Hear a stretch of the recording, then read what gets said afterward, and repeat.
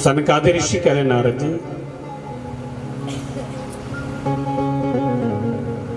जिस प्रकार से सिंह की दहाड़ना को सुन करके जंगल के सारे गिदड़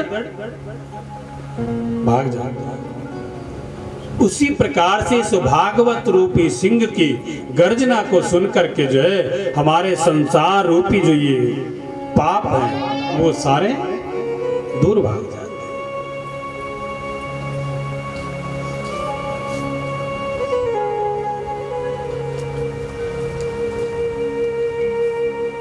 इसलिए आपने वेद का पाठ किया, वेदांत का पाठ किया, कोई बात नहीं, लेकिन यदि हमारा मन आम खाने को करे तो क्या पेड़ में दांत मार करके गुजारा हो सकता है? तो क्या पत्ते खा करके आम का वो स्वाद आ सकता है?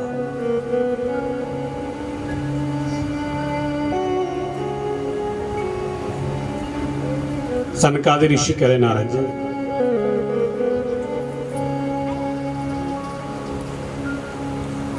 वेद है वृक्ष, निगम कल्प तरोर गलितम फल। ये जो हमारे वेद हैं ये वृक्ष है, और इस वृक्ष पर लगा हुआ ये भागवत रूपी फल है। अब देखो ये फल भी कैसा है, ना तो इसमें गुठली है और ना ही छिलका है, और गंगा के पावन तट पर बड़ा सुंदर सा आसन लगाया गया। सभी संतों को खबर मिल गई महाराज नारद जी जय भागवत जी की कथा को करवा रहे हैं। भक्ति ज्ञान वैराग्य, ये माता और ये बूढ़े पुत्र कहाँ हैं? वृंदावन में। और आसन कहाँ लगा कथा का? हरिद्वार में, गंगा के पावन तट पर। सनकादिक ऋषियों के लिए सुंदर आसन लगाया गया।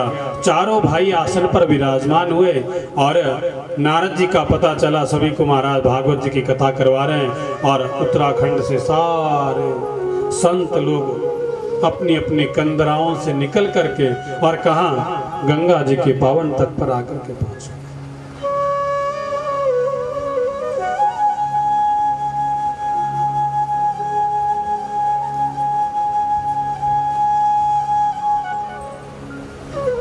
भागवत जी की कथा का प्रारंभ हुआ।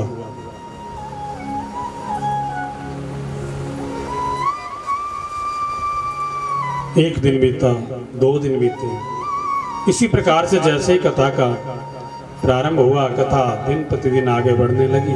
और कथा में इतना आनंद जब आया, माता भक्ति जो है स्वयं अपने पुत्रों को जब मूर्छा टूटी हुई देखी, अपने पुत्रों को एकदम से अपने आसन से खड़ा हुआ देखा, और माता भक्ति खड़ी होकर के जो है और पंडाल में नाचने लगी।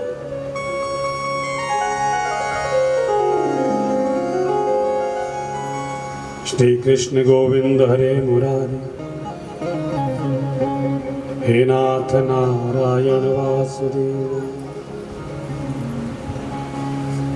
और जैसे ही भक्ति माता जब नाचने लगी, सूत महाराज जी कह रहे हैं कि ऋषियों, भक्ति का जो जन्म है वो द्रविड़ देश में और कर्नाटक में इसका पालन पोषण हुआ।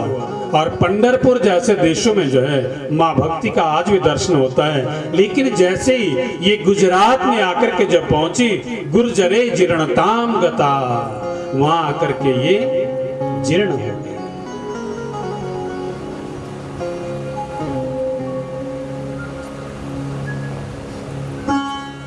नारद जी कह रहे हैं सनकादिक ऋषि,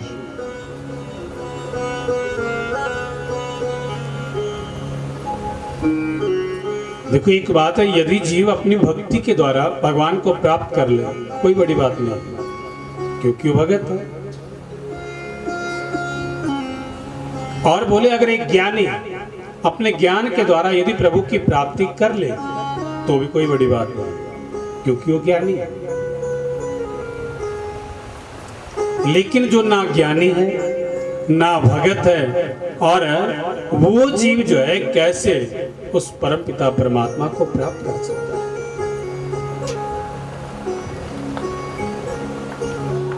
वो क्या करेगा? जो ना ज्ञानी है ना भगत है, वो अपनी मुक्ति को कैसे प्राप्त करेगा? सनकादि ऋषि करें, हे नारद जी, ये मानवा पाप कृतस्तु सर्वदा सदा दुराचार रता विमार्गगा।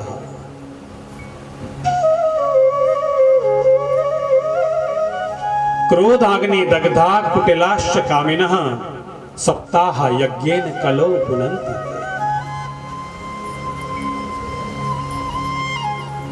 जो जीव अपने जीवन भर आजीवन जिसने क्रोध ही किया है,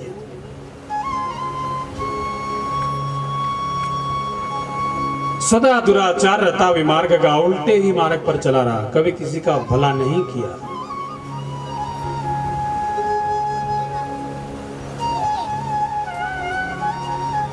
ऐसा जीव जिसका सिर कभी भगवान के मंदिर में जाकर के झुका ही नहीं,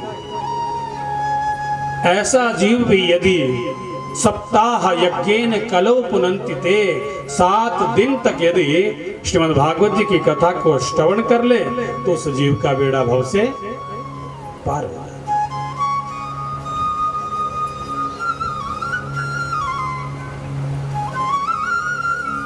सनकादि ऋषि कह रहे हैं कि नारद जी,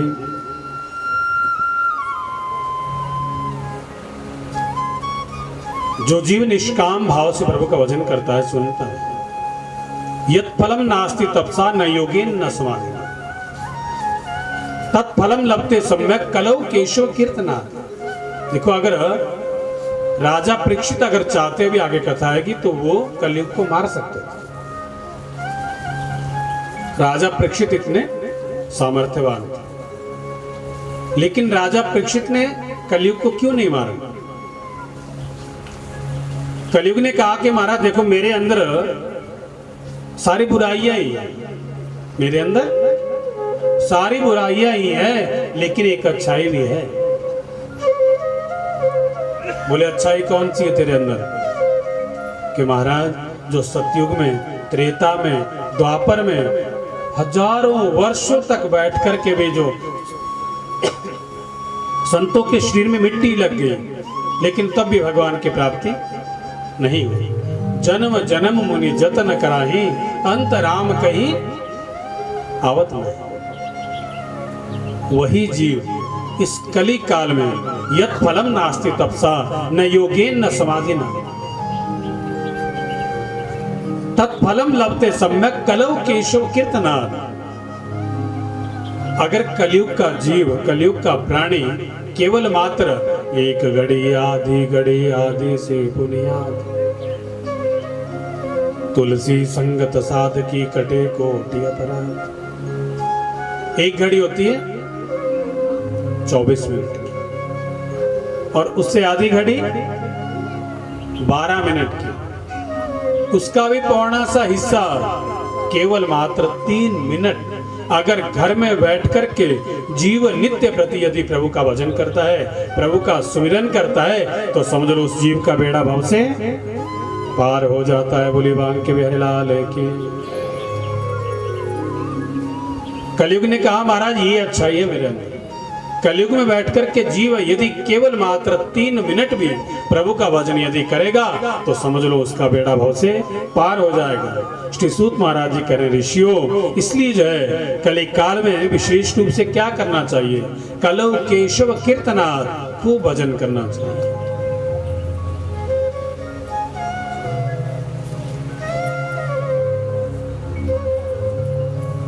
और यहाँ सनकादि ऋषि नारद जी से कह रहे हैं, तुंगभद्रा तटे पूर्वम अभूत उत्तमम।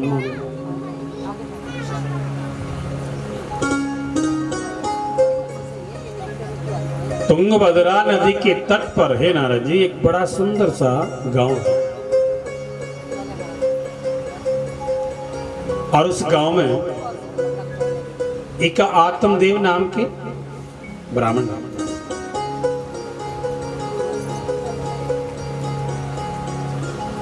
अब ये आत्मदेव नाम के जो ब्राह्मण है ये बड़े विद्वान हैं और बड़े संत पुरुष हैं, लेकिन पत्नी बिल्कुल विपरीत है। अब आत्मदेव जी की जो पत्नी है धुंधली देवी,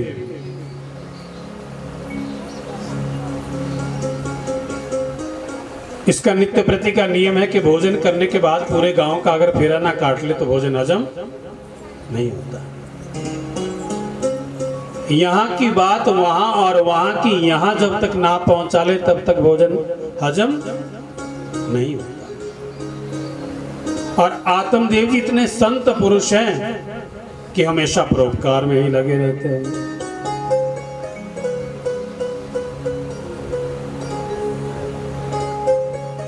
अब देखो घर में सब कुछ है,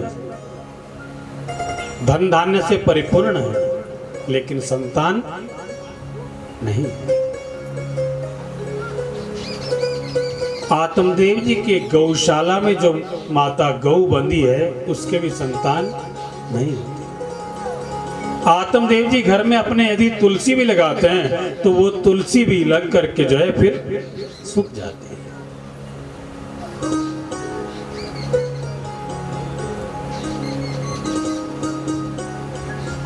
सब कुछ होते हुए मन में एक ही चिंता है, संतान नहीं है। और पत्नी का स्वभाव बिल्कुल विपरीत, उसे कोई चिंता नहीं है। चाणक्य ने एक बड़ा सुंदर श्लोक लिखा है कि दुष्टा भार्या छठम मित्रम भृत्योश्च उत्तरदायक ससर्पे च गृहे वासो मृत्युवेव न संशय। यदि दुष्ट पत्नी या दुष्ट पति घर में अगर किसी के है तो समझ लो कि हम लोग जिस प्रकार से सर्प को दूध पिलाते हैं उसी प्रकार से हम लोग उसका पालन पोषण कर रहे हैं, और वो कब हमें डस जाए ये पता नहीं। आत्मदेव जी बड़े चिंतित हैं, मन घर में संतान नहीं है, क्या करूं। और हम लोग भी क्या करते हैं, संतान प्राप्ति के लिए पत्थर से पहाड़ तक पूछ देते हैं ना। अब एक दिन क्या हुआ, आत्मदेव जी अपने घर से निकले और जंगल में एक सुंदर सा सरोवर है, वहां पर जाकर के बैठ गए, मन में चिंतन कर रहे हैं क्या करें।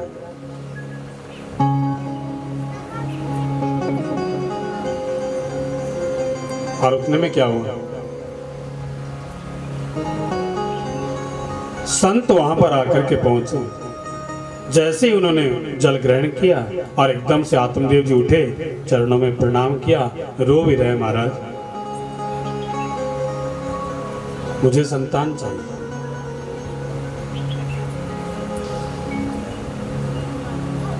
संत कह रहे हैं देखो ब्राह्मण देवता, एक बात है, कथम रोदिशी विप्रहा तुम काते चिंतावली, क्या कारण है जो तुम इतने चिंताग्रस्त हो। और संतान यदि घर में नहीं है तो समझ लो भगवान की कृपा है।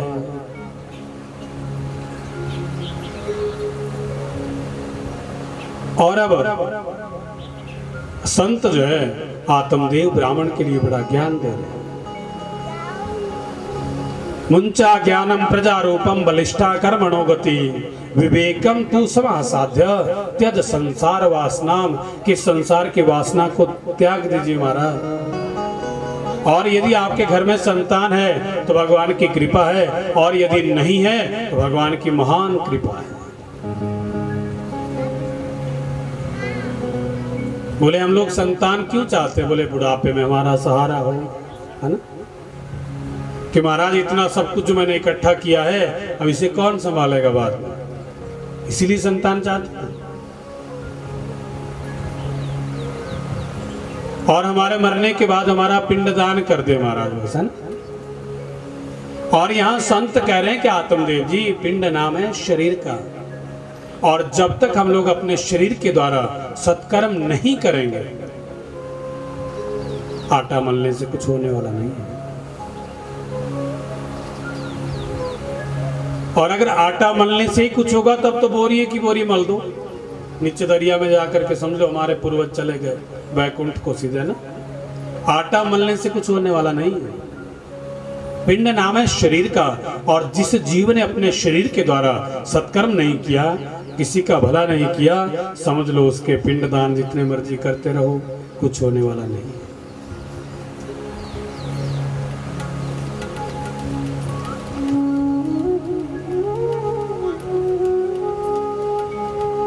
और हाँ, यदि पुत्र इच्छा है, अनन्य ममता विष्णु ममता प्रेम संगता भाव स एव सांद्रात्मा बुद्धि प्रेमा निगद्यते।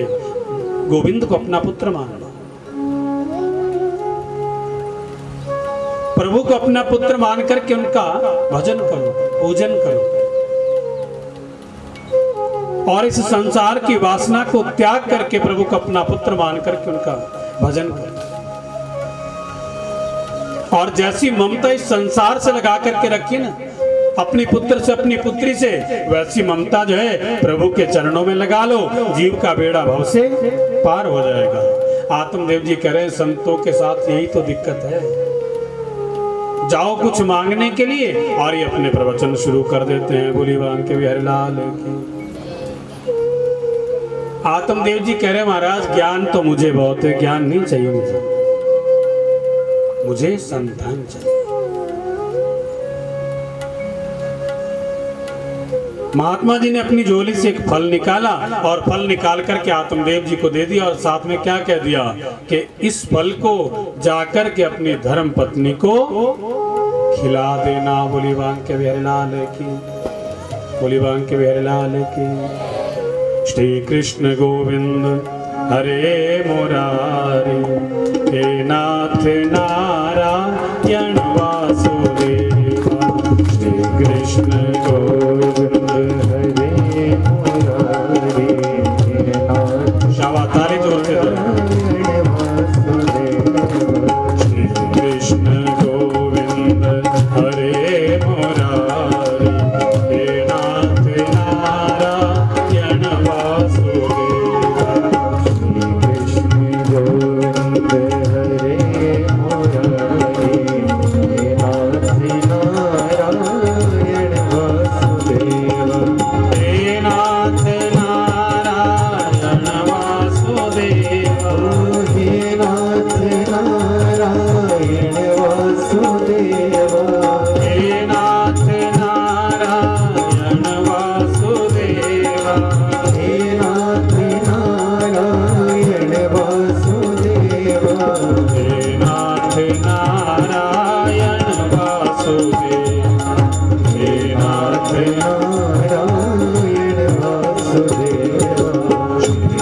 पर जो धुंधली देवी के जो धुंधुकारी हुआ, अब ये क्या करता है? जुआ खेलता है, मदिरा पान करता है, वैश्यागमन करता है। अब धीरे धीरे जब बालक बड़े होने लगे, अब ये बालक जो है जब नित्य प्रति जुआ खेलता है, मदिरा पान करता है, और कई कई दिनों के बाद जब आत्मदेव जी घर में आकर के पहुंचते हैं, पूछते हैं धुंधली पुत्र कहाँ है? देखो मैं आपको एक बात बताऊं, बच्चे की प्रत्येक हरकत का पता किसे होता है? बेटा हो चाहे बेटी हो, लेकिन मां को सब पता होता है।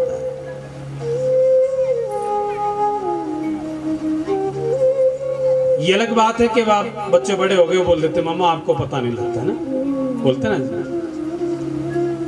लेकिन बेटा मम्मा को तब भी पता चलता था जब तू बोलना नहीं जानता था। एक माँ अगर खेत में भी कार्य कर रही है और बच्चा घर में है छोटा सा, माँ को खेत में पता लग जाता है बच्चे को भूख लगी है ना। और आज वो बालक बड़ा हो गया, वो क्या कहता मम्मी आपको पता नहीं चलता ना। मां को तब भी पता चलता था जब बच्चा बोलना नहीं जानता था, और मां को आज भी पता चलता है जब बच्चा अपनी हरकतों को छिपाता है। आज वही मां धुंधली जो है वो सब जानती है, मेरा बेटा जुआ भी खेलता है, मेरा बेटा मदिरा पान भी करता है, मेरा बेटा वैश्यागमन भी करता है। लेकिन जैसे ही आत्मदेव जी जब पूछते हैं धुंधुकारी कहाँ है, बोला अभी तो यही था, मंदिर गया होगा। मां छुपा रही है।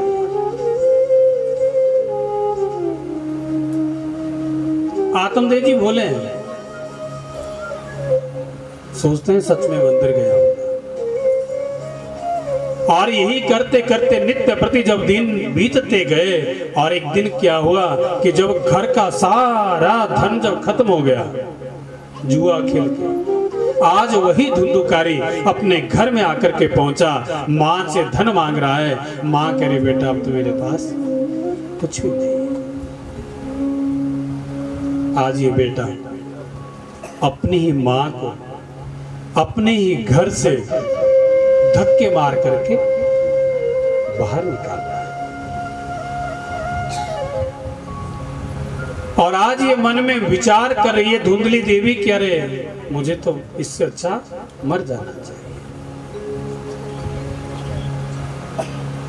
और ये धुंधली गई, कुएं में जाकर के छलांग लगाई और अपने प्राणों को त्याग दिया।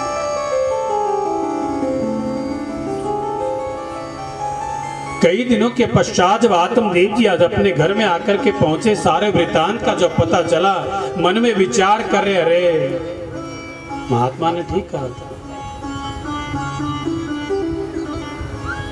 मैं तो बिना संतान के ही ठीक था। जननी जने तो वीर जने याद आता या शूर, ना तो जननी बांझ बली काहे गवाए नूर।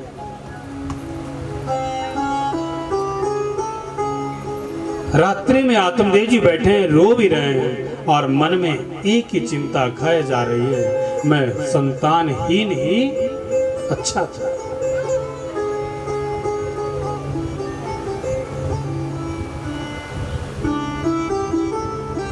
यदि संतान होकर के मर जाए, एक दुख है, संतान हुई थी और मर गई। यदि संतान नहीं है, एक दुख है, संतान नहीं है। और यदि संतान होकर के नालायक पैदा हो जाए, आजीवन भर दुख ही दुख है।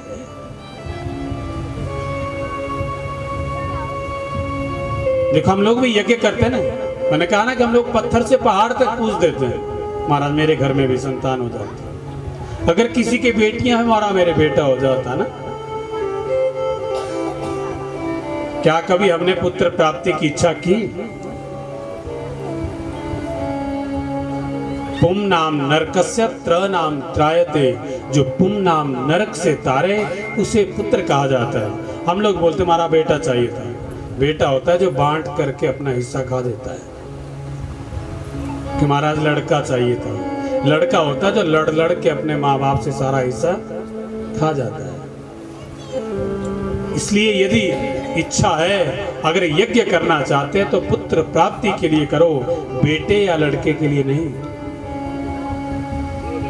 और यहाँ आज आत्मदेव महाराज जी रो भी रहे हैं और मन में विचार कर रहे हैं, मैं बिना संतान के ही ठीक था। गोकर्ण जी आए और गोकर्ण महाराज जी जो है अपने पिता की तरह जो है आत्मदेव जी को समझते हैं, पिताजी ही कहते हैं। गौ का पुत्र है और पिता को रोते हुए विलाप करते हुए जब देखा, आकर के पूछ रहे पिताश्री क्या बात है, क्यों आप इतने दुखी हैं? इसलिए ऐसा करो, आप जो है ये सारा सब कुछ छोड़ करके और तीर्थाटन करो और प्रभु का भजन करो।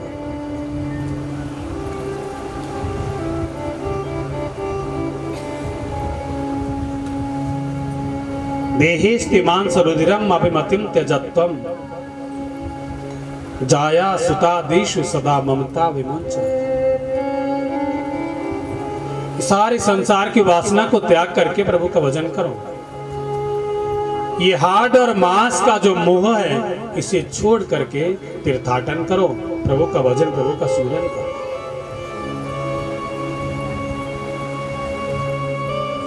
आत्मदेव जी कह रहे बेटा, जब तक मन की खटपट नहीं मिटेगी तब तक भजन होने वाला नहीं है। और जैसे ही मन की खटपट मिटी और भजन होना शुरू। एक बार हम लोग एक कथा में गए थे, वहां एक महात्मा जी आए और उन महात्मा जी को मैंने पूछ लिया, मैं कहा महाराज आपने बचपन से सन्यास लिया है? बोले नहीं। गृहस्थ किया है? बोले हाँ, मेरे 3 पुत्र हैं। और मैंने पूछ लिया घर छोड़ने की क्या आवश्यकता पड़ी? बोले घर में हुई खटपट, बिस्तर बांध लिया झटपट। बोली बांग के बिहारीलाल है कि जब तक मन की खटपट नहीं मिटेगी तब तक भजन होने वाला नहीं है। और आज गोकर्ण महाराज जी कह रहे पिताश्री, ये जो हमारा शरीर है ना, हम लोग बोलते हैं कि पिंडदान करने के लिए हमें पुत्र चाहिए, है ना? क्योंकि बुढ़ापे का सहारा तो मेरे ख्याल आजकल 100 में 1 ही होता होना कोई है, पर चलो पिंड तो मर ही देंगे चाहे, है ना? अब तो ये स्थिति आ गई जैसे हमारे वो छोड़ी गौ माता मिलती ना सड़कों में, अब वैसे बुजुर्ग मिल रहे हैं सड़कों पे छोड़े हुए, मिल रहे हैं, मिलेंगे नहीं, मिल रहे हैं। अब ये स्थिति है। और वही पूर्वज हमारे पूरा यत्न कर देते हैं पुत्र प्राप्ति हो जाए, इन्हें सारे सुख मिल जाए, हमने नहीं भोगे ये भोगे, है ना? खूब सारा धन इकट्ठा करके रख जाते हैं। पूत कपूत तो का धन सांचे, और पूत सपूत तो का धन सांचे। बोले अगर आपकी संतान नालायक है तो आप क्यों धन इकट्ठा कर रहे हैं? और यदि आपकी संतान लायक है तो क्यों धन इकट्ठा कर रहे हैं? पूत सपूत तो का धन सांचे, और पूत कपूत तो का धन सांचे। अगर आपका बेटा आपकी बेटी अगर लायक है वो कमाएगा भी और खाएगा भी, इकट्ठा करने की जरूरत नहीं है। और पूत कपूत तो का धन सांचे, पता है कि नालायक है तो किसको इकट्ठा करना है? यहां धर्म शांति नहीं निपटेगी तब तक जो वो सारा खत्म। गोकर्ण महाराज जी कह रहे हैं पिताश्री, ये जो हमारा शरीर है ना, इसकी 3 ही गतियां हैं और 3 ही प्रकार का हमारा शरीर है, स्थूल, सूक्ष्म और कारण। अब जब ये स्थूल शरीर, इसमें से जब सूक्ष्म शरीर जो अंगुष्ठ मात्र है वो निकल के जब चला जाता है तो ये शरीर कहां जाता है? हम लोग कहते हैं ये मर गया, है ना? जैसे ही सूक्ष्म शरीर हमारे अंदर से गया, वो आत्मा रूपी परमात्मा जिस दिन हमारे अंदर से निकला और हम कहते हैं ये जीव मर गया।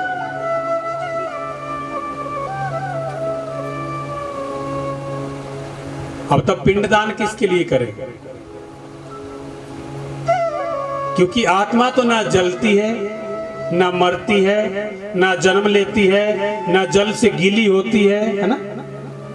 पिंडदान किसका करें?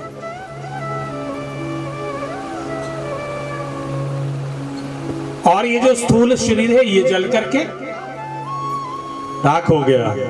3 ही शरीर है, कारण, सूक्ष्म, स्थूल, 3 ही गतियां हैं। जला दो तो राख बन जाएगी, दफना दो तो कीड़ों का भोजन बन जाएगा, और यदि जंगल में फेंक दो तो चील कौओं का भोजन बन जाएगा।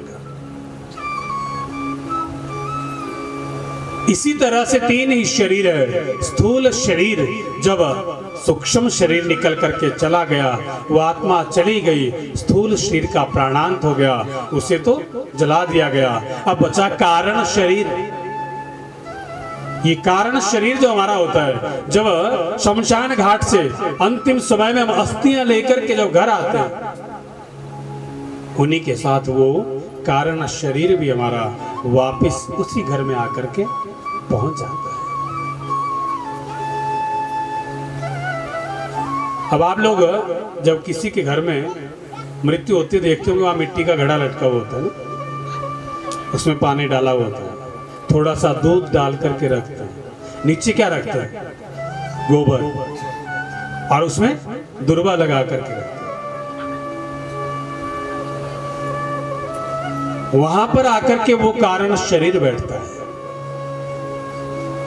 उसे पता है अग्नि के जलने से हमारे शरीर में कितनी जलन होगी, इसलिए वो पानी उसके ऊपर डाला जाता है। और यही कारण है उसमें दूध डाला जाता है। और अब वो कारण शरीर वहां पर बैठ करके सभी को देखता है कि मेरे परिवार के सदस्य क्या कर रहे हैं और क्या नहीं कर रहे हैं। अब उसके पश्चात हम लोग धीरे धीरे क्या करते हैं, नित्य प्रति पिंड मलते हैं। पिंड नाम है शरीर का। उस आटे के पिंड बना करके जब हम लोग मलते हैं, उसी से शरीर का निर्माण होता है और उसी शरीर के अंदर जो है वो कारण शरीर जाकर के विराजमान होता है। और क्रिया वाले दिन हम लोग क्या करते हैं, जहां पिंडीकरण आता है, उसी पिंड के 3 हिस्से करके और पिता, दादा, परदादा उन सभी के साथ जाकर के उसे मिला दिया। गोकर्ण महाराज जी कह रहे हैं, पिताश्री शरीर की 3 गतियां हैं। हम लोग कहते हैं पिंडदान, कोई नहीं भी होगा कोई बात नहीं। जला दिया तो राख बन गई, दफना दिया तो कीड़ों का भोजन बन गया, और इसी को अगर जंगल में फेंक दिया तो क्या बन जाएगा, चील कौओं का भोजन बन जाएगा। हमारे हिंदू धर्म में जो है इस शरीर को जला दिया जाता है, और मुस्लिम धर्म में इस शरीर को दफना दिया जाता है, और बौद्ध धर्म में सोमवार को मरे तो खा दिया जाता है, मंगलवार को मरे तो जला दिया जाता है, और बुधवार को मरे तो दफना दिया जाता है। 3 शरीर है, 3 ही कारण है, और 3 ही इस शरीर की गतियां है। हे पिताश्री, इसलिए इस शरीर का मोह त्याग करके जो आप प्रभु का भजन करें, तीर्थाटन करें। रात्रि बीत गई, प्रातः कालीन बेला हुई।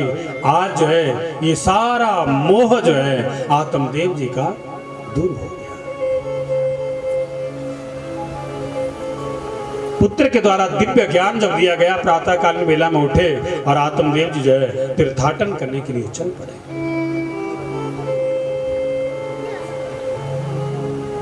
श्री कृष्ण गोविंद हरे मुरारी, हे नाथ नारायण वासुदेव। और यहां धुंधुकारी मन में विचार कराए, बहुत अच्छा होता है। माता भी गई और पिता भी गए, अब तो मुझे रोकने वाला कोई भी नहीं। आज उस आत्मदेव के मंदिर जैसे घर को जो है धुंधुकारी ने क्या किया, 5 वैश्याओं को वहां रख लिया।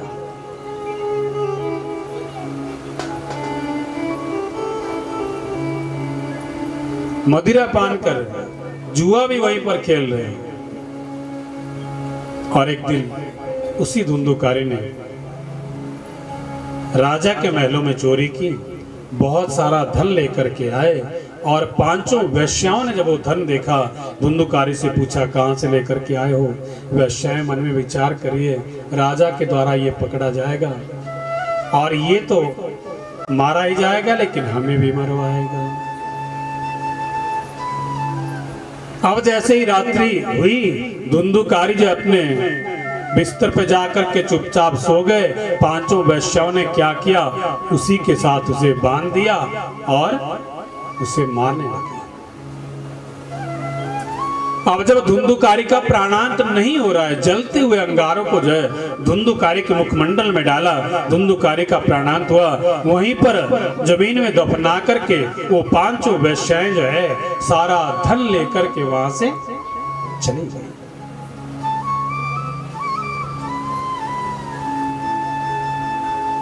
कई वर्ष बीत गए, आत्मदेव जी का प्राणांत हो गया तीर्थों पर जाकर। गोकर्ण महाराज तीर्थाटन कर रहे हैं और तीर्थों पे ही पता चल गया कि मेरे भाई का प्राणांत हो गया है। और जैसे ही गया जी में जाकर के पहुंचे और वहां पर अपने सारे पितरों का तर्पण किया, पिंडदान किया, अपने भाई धुंधुकारी का भी पिंडदान किया। और एक दिन मन में विचार किया कि क्यों ना मैं अपने गांव में चलूं, वहां जाकर के देखूं वहां के लोग क्या कर रहे हैं।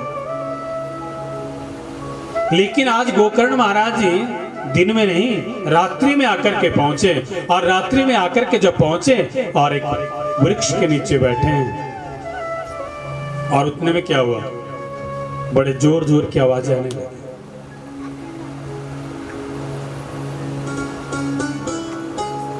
अब जब आवाजें आने लगी और गोकर्ण महाराज जी पूछ रहे हैं, अरे भाई तुम कौन हो, मुझे डरा रहे हो, भयभीत कर रहे हो।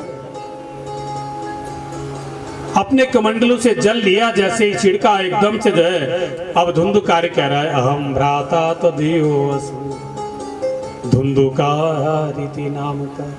हे भ्राताष्टि, मैं आपका भाई धुंधुकारी हूँ और मेरे बुरे कर्मों के द्वारा मैं प्रेत योनि में पड़ा, इसलिए मेरी इस प्रेत योनि से मेरी मुक्ति करो। गोकर्ण महाराज जी कह रहे हैं, भ्राताष्टि, मैंने तो गया जी में जाकर के तुम्हारा पिंड दान किया है, क्या तब भी तुम्हारी मुक्ति नहीं हुई? धुंधुकारी कह रहा, महाराज एक बार नहीं, अगर मेरा पिंडदान 100 बार भी कर लो गया जी में जाकर के, तो भी मेरी मुक्ति नहीं हो सकती। क्योंकि देवी भागवत में बड़ा सुंदर वर्णन आता है कि कभी भी हम लोग क्या करते, कई बार सुबह जब बच्चे स्कूल जाने के लिए ना उठे ना, तो कई बार सुबह सुबह पूरी रामायण सुना देते हैं ना, सुनाती ना माता, और कुछ रामायण ऐसी सुना देती है जो नहीं सुनानी चाहिए। देवी भागवत कहता है, माँ के लिए बच्चे को कभी गलती से भी बद्दुआ नहीं देनी चाहिए, गाली गलौज नहीं करना चाहिए, गलती से भी नहीं। क्योंकि जितनी जल्दी माँ की दुआ लगती है, उतनी जल्दी माँ की बद्दुआ लगती है। और यहां पर धुंधुकारी कह रहा है कि जिसने अपनी माँ के ऊपर इतना अत्याचार किया हो, क्या गया जी में जाकर के उसकी मुक्ति हो सकती है? आजीवन भर भी एक बेटा अगर अपनी माँ की सेवा करता है और उसके पश्चात भी यदि वो गया जी में जाकर के माँ का पिंडदान कर ले, तो भी वहां जाकर के केवल मात्र 2.5 घड़ी के लिए वो जीव मुक्त होता है। माँ के ऋण से कभी भी वो ऋण नहीं हो सकता। एक बार क्या हुआ, कथा पकड़ करके रखना, एक बेटे ने कहा अपनी माँ से कि, क्योंकि बात बात पे माँ कहती, बेटा मेरा बहुत ऋण है तेरे ऊपर।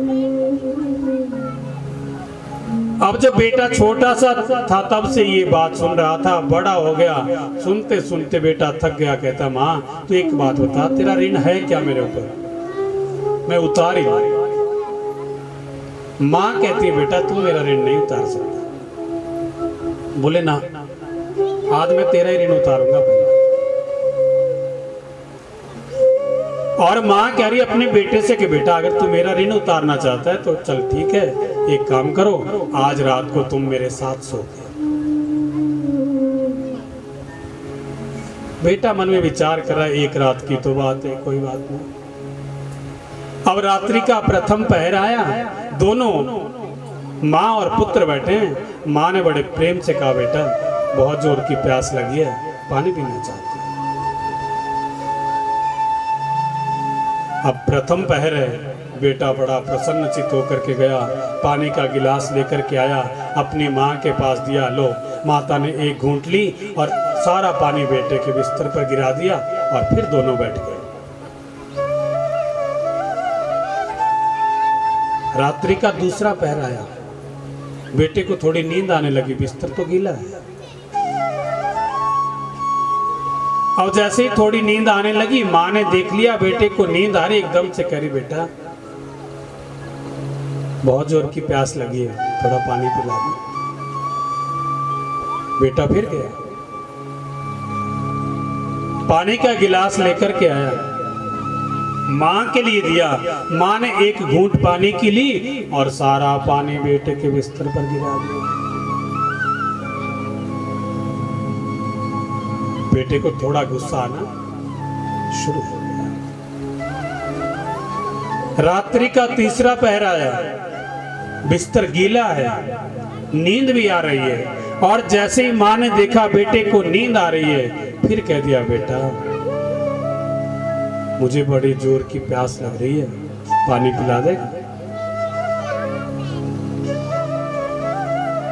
अब पहले तो बेटा जब पहले पहरे में गया तो हंसता हुआ आ गया, दूसरे पहर में जब गया थोड़ा सा क्रोध आ गया था, अब तीसरे पहर में जब जा रहा है पानी लाने के लिए भी जा रहा है और बेटा कह रहा माँ पीती तो है नहीं, सारा बिस्तरा गीला करके रखा है, ना सोती है और ना मुझे सोने देती। माँ ने बेटे को पकड़ा, जोर का चप्पत मुंह पे लगाया और कह रही कि बेटा तू मेरा ऋण उतारना चाहता है, बस एक रात में। अरे बेटा अभी तो एक रात का भी तीसरा पहर चला है और जो तू नित्य प्रति बिस्तर गीला करके मैं तुझे सूखे पे सिलाती थी और खुद सीने पे गीले पे सोती थी, क्या तब तुझे पता नहीं चला? अरे तुझसे तो एक रात गीले बिस्तर पर नहीं सोया जा रहा है, मैं तो पता नहीं कितनी रातों इसी गीले बिस्तर पर सोई। आज वही बेटा अपनी माँ के चरणों में प्रणाम कर रहा है, रो भी रहा है, माँ मुझे क्षमा करे, मैं तो तेरा ऋण उतारने चला था। और यहाँ पर जो है धुंधुकारी कह रहा है कि भ्राता मेरे एक नहीं अगर 100 पिंड दान भी अगर गया जी में जाकर के कर लिए जाए तो मेरा उद्धार नहीं हो सकता।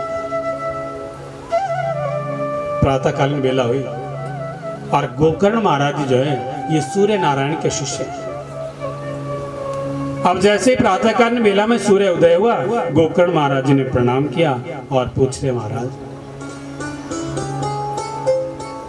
मैं आपसे कुछ प्रश्न करना चाहता हूं। सूर्य नारायण कह रहे बेटा कहो क्या बात है? बोले महाराज अपने कुकर्मों के द्वारा मेरा जो भाई है वो प्रेत योनि में पड़ा हुआ है, इसलिए उसकी मुक्ति कैसे हो मैं ये जानना चाहता हूँ। और सूर्य नारायण ने कह दिया श्रीमद् भागवतान मुक्ति सप्ताहम वाचनम कुरु।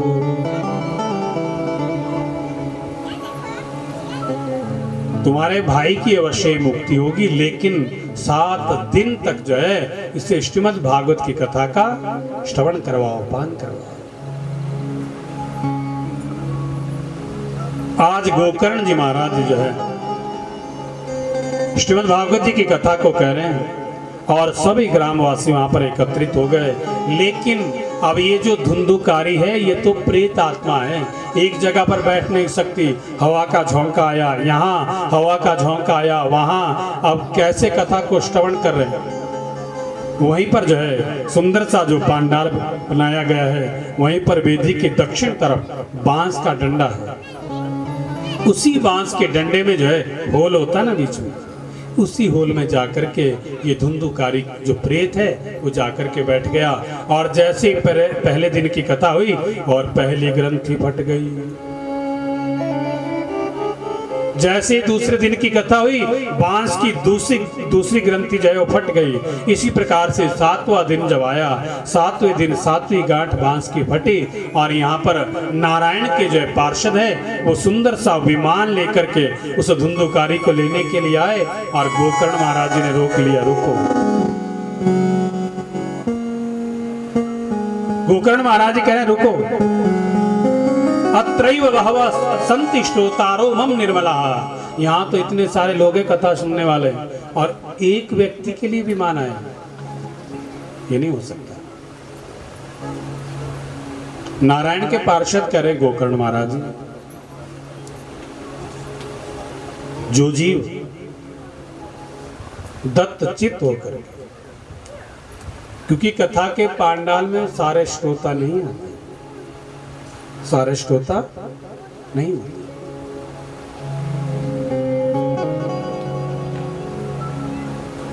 नारायण के पार्षद कह रहे गोकर्ण महाराज जी, एक होता है श्रोता,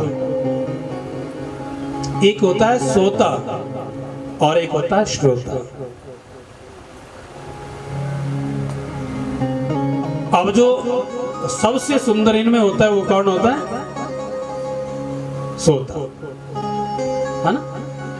बोली बागी के बिहारी लाल सबसे सुंदर होता है सोता, जो कहीं आएगा सुंदर सा अपने पीठ के लिए देखेगा कहीं यार, बोली बागी के बिहारी लाल क्योंकि किसी को परेशान नहीं करता अगर खराटे ना मारे तो, है ना?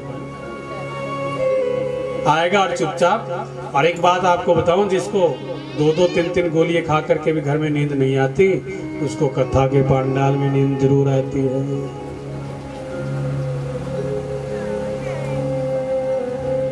और दूसरे नंबर पर आता है श्रोता। श्रोता कहते हैं जो पानवाड़ी के पास सुपारी काटने वाला होता है, कि आएगा और सारे नुक्ताचीनी करेगा, ये नहीं हुआ, वो नहीं हुआ, ऐसा होता तो वैसा हो जाता ना। लेकिन यहाँ पर नारायण के पार्षद कह रहे हैं महाराज, जो श्रोता होता है हनुमान जी की तरह, वो चुपचाप आएगा, कथा को श्रवण करेगा, भोग ग्रहण करेगा और चला जाएगा। बोली बांके बिहारी लाल की। इसलिए जो है धुंधुकारी ने एक अच्छा श्रोता बन करके जो है कथा को श्रवण किया है। यही कारण है इसे लेने के लिए विमान है। गोकर्ण महाराज जी ने विमान को रोक लिया, पुनः एक कथा को कहना प्रारंभ किया और कह रहे कि जब तक मेरे सारे श्रोता इस विमान में नहीं जाएंगे तब तक मैं भी हटूंगा नहीं। और पुनः एक कथा का वाचन किया गया और सारे श्रोतागणों को जो है जब विमान आया और लेकर के गया, तब जाकर के गोकर्ण महाराज जी को संतुष्टि हुई। बोली बांके बिहारी लाल की। श्री सूत महाराज जी